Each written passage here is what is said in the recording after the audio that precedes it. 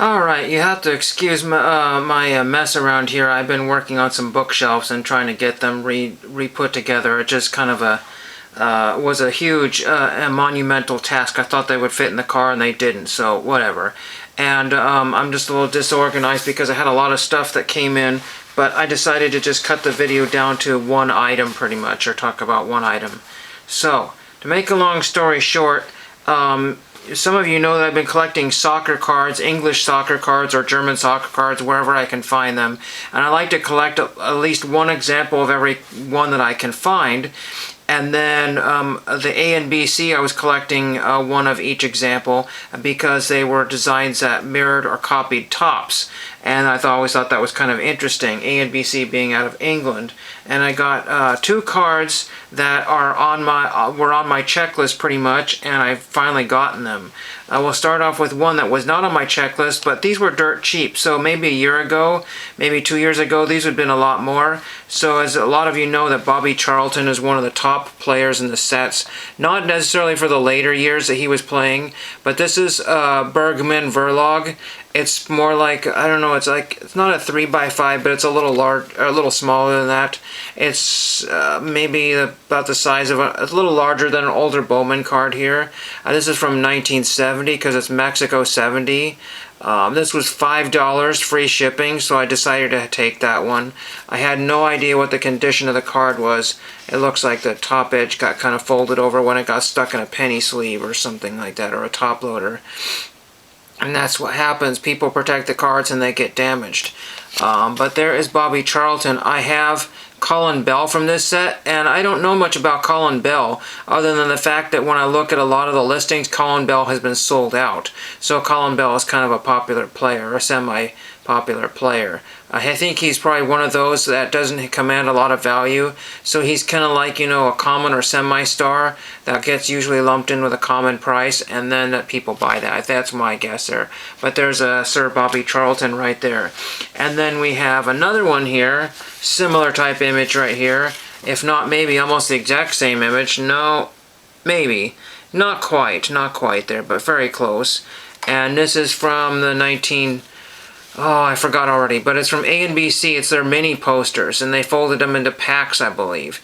And it was a pretty good from the front here, but there's a little stuff right there. I'm not sure if this is from pack, but there's some sort of older residue. This may have been glued into an album here with the little glue right there. That's what I'm thinking. I'm thinking that's what happened there. And that greatly affects the price. But again, this was like something like $5 free shipping. I said, you know what, that's a great time to grab this, because I was looking at other Charltons. Sometimes he'd be upwards of like $35. Not necessarily for this particular poster here, but that's a good start for this little set here. And it says there's 16, there's a number out of 14. The light in here is really bad. 14, yeah. So it looks like there's 14 in that set there. But it does resemble a Topps card, doesn't it? It kind of looks like a 69 Topps or whatever, so that's kind of cool. And then we have these from 66, 67, A and B C. And some of them are rough cut on the edge right here, terribly rough cut. And it's late in the day, so you can see that it's not quite centered here. One of the things was the 67. This is the only year, I believe, that A and B C did this sort of thing, the dual photographs right here. And people cut them or tore them or did some other kind of manipulation to make them one card. Maybe they were trying to fit them in albums, because sometimes the albums might have you split the players apart. I know the basketball, remember the basketball panels from like 1980 or 81? Somewhere in that time frame, Topps did 2 years of football, English football that way. And the first year you can find no problem complete panels all over the place. The second year you can almost never find complete panels. I don't even have one, because an incomplete panel is like $1, and a complete panel could be between $15 and $20. So I got a bunch of these, and these were $6 free shipping.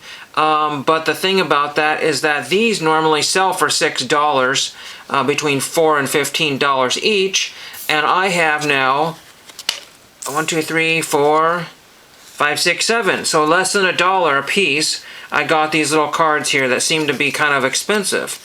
So we'll go through the player selection here. There's Peter Bonetti. Don't know any of these players here, so let me know if I have any good ones here.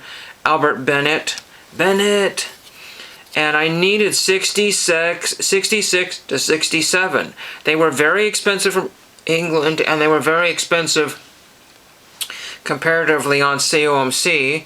This guy has his eyes half closed here. I think I forgot the last player here. I'm not using any gloves for these. Mike O'Grady. And then the last one here was that I missed where was it looks like Noel Cantwell, number 50. Noel Cantwell. I think that's a card number maybe. This one says number 58, Reg Matthews. And these came out of Washington State because I was confused. It said Bellingham, Washington. I thought maybe I had a COMC. And this is John Perry, I believe. John Perry. And the last one here is Brian Labone. So that's really pretty cool. So anytime I can get inexpensive examples for my set, and I can get 7 for the price of 1. So these were not even $3 a card. It was not even $1 a card. And like I said, I like to get Bobby Charlton, or some people like to call him Sir Bobby Charlton. I think one of these edges is a little soft here, maybe this one down here, but other than that it's fine. Like I said, this I need to figure out. Probably a top loader would be best. I don't have one of that size, but I'll throw it in some sort of page with some protection there. And then this one, of course, from Mexico 70.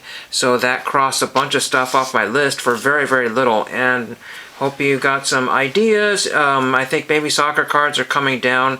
A lot of them came to the United States in the past few years when people bought big lots and stuff from England. And that's what I have for you, and thanks for watching.